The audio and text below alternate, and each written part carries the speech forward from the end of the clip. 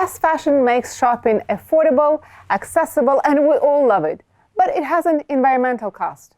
How can technologies help us move into sustainable fashion?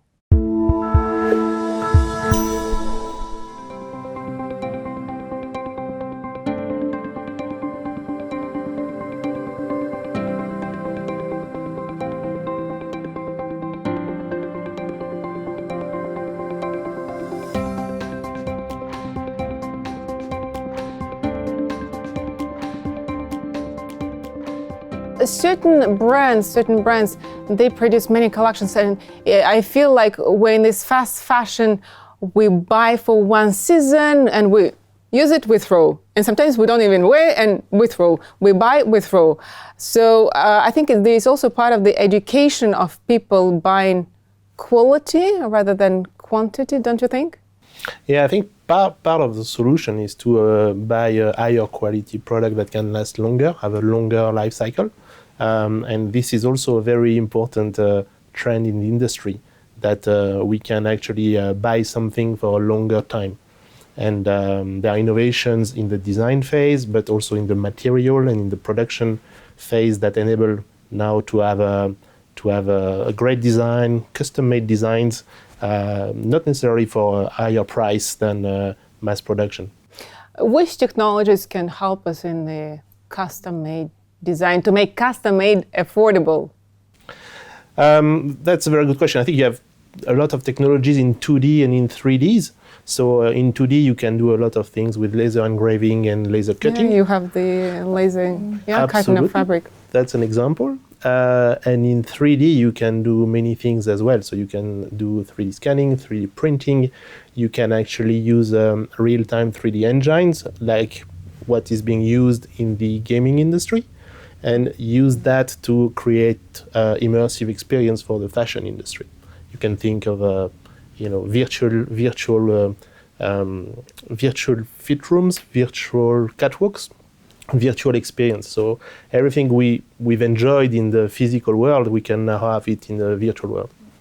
Are there any brands that are already kind of in the sustainable fashion and use technologies of sustainable fashion? So the big makes who actually do that would be Hermes. I mentioned it earlier. Okay, yeah. You know, Hermes has been for centuries now a little bit known for their craftsmanship and the way that they promote a sustainable culture with the environment and with people. And when they launched, for example, Little H, they basically had this in mind. So Little H is a sub-brand which basically, when you buy a bag... It's a brand of Hermes? Absolutely. And what they do is when you buy a bag, for example, when they make a bag, whatever is left over as material, they'll make a belt, for example.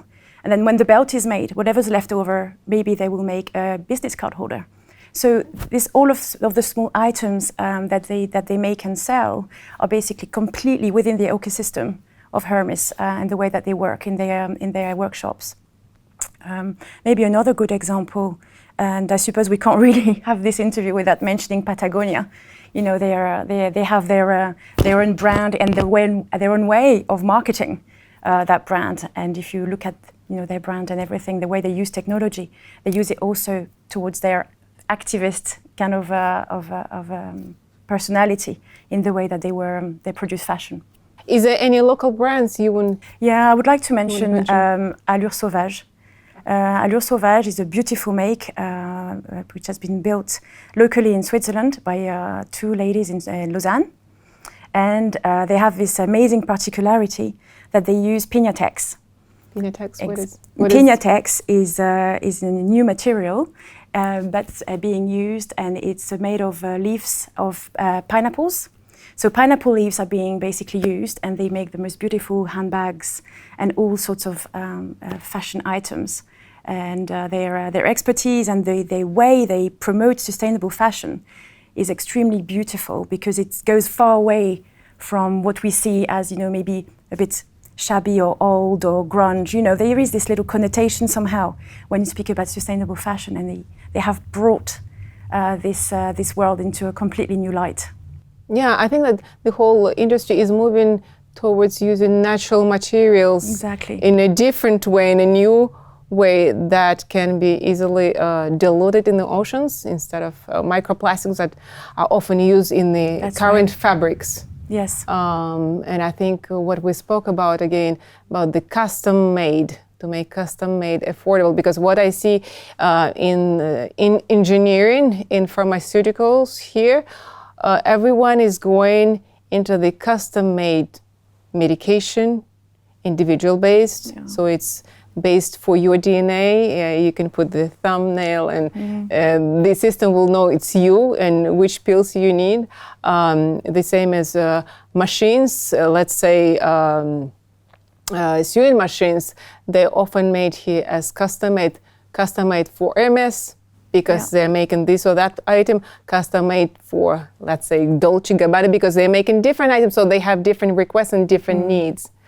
And I believe that, correct me if not, that we're going in the custom-made fashion to make it affordable instead of having unisex, unisize that is so, I'm gonna say maybe affordable, but you have so much that you don't value anymore. Yeah. Right? There's a strong sense of identity that's coming, and people want to have something that represents who they are.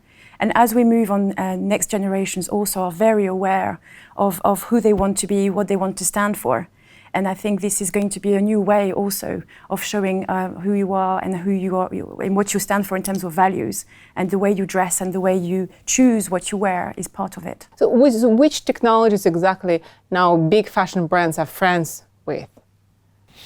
I think they are adopting a lot of the technologies we spoke earlier. So if we mention, for instance, CAD software, so the fact that you can design in a digital way, and then use some kind of API to be able to manufacture in different kind of workshops or factories, this is a very big trend.